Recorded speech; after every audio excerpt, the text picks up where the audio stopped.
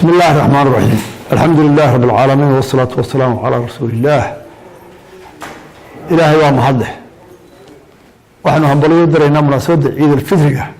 ضمان أمة الإسلام كان ميلة شوكتبه قارهان أمة الصومال الآن إلهي إساقا وينها نداغ برسونكي صلاة قرآنكي يتهجدكي إلهي نداغ برو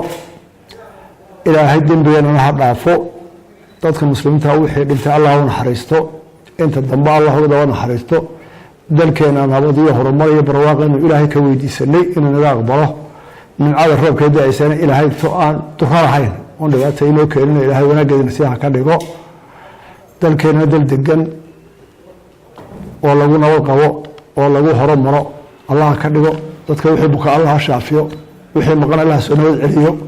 wixii dhibaato Allah ka saaro إلهي وحنا كرجينا بشيء إن البرواقو تاسو كلا كقادنه ومدى إسلام كائن سمال الأنباء وصلى اللهم على سيدنا محمد وعلى آله